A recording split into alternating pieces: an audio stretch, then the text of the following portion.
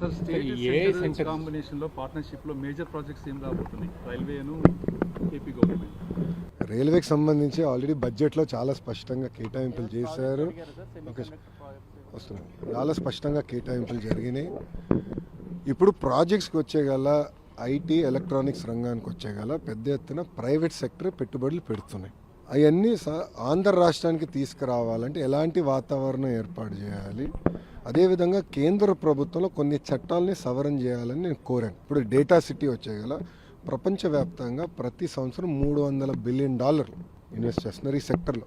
భారతదేశానికి దాంట్లో $100 బిలియన్ తీసుకొచ్చే శక్తి మనకుంది. 100 బిలియన్. దాంట్లో ఆఫ్కోర్స్ నా స్వార్థం ఉంటుంది, ఆంధ్ర రాష్ట్రానికి ఎక్కువ శాతం రావాలని స్వార్థం అయితే నాకు ఉంటుంది. కానీ దేశానికి 100 బిలియన్ తీసుకురావాలంటే ఎలాంటి సవరణలు చేయాలనే దానిపైన నేను గౌరవ మంత్రి గారికి నేను సూచించాను. ఆయన సలహాలు కూడా తీసుకున్నాను.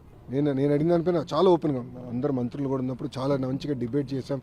ఏం చేస్తే బాగుంటుందని కూడా ఆయన కూడా సలహాలు ఇచ్చారు. తిరిగి వెళ్ళిన తర్వాత కొన్ని కంకరెంట్ సబ్జెక్ట్స్ కొన్ని మార్పులు చేర్పులు స్పీడ్ ఆఫ్ డూయింగ్ బిజినెస్ చేసేదానికి ఆయన కూడా సలహాలు ఇస్తాం జరిగింది. సార్ స్టేట్ కాంబినేషన్లో పార్ట్నర్షిప్లో మేజర్ ప్రాజెక్ట్స్ ఏం రాబోతున్నాయి రైల్వేను ఏపీ గవర్నమెంట్?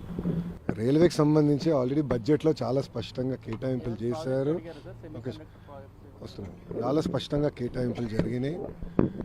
ఇప్పుడు ప్రాజెక్ట్స్కి వచ్చేగల ఐటీ ఎలక్ట్రానిక్స్ రంగానికి వచ్చేగల పెద్ద ఎత్తున ప్రైవేట్ సెక్టర్ పెట్టుబడులు పెడుతున్నాయి.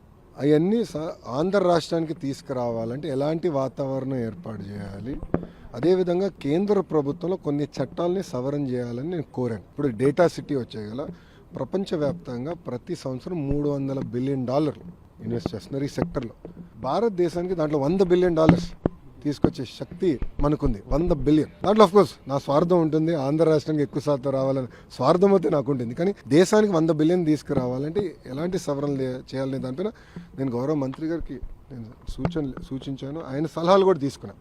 నేను అడిగిన దానిపైన చాలా ఓపెన్గా అందరు మంత్రులు కూడా ఉన్నప్పుడు చాలా మంచిగా డిబేట్ చేశాం.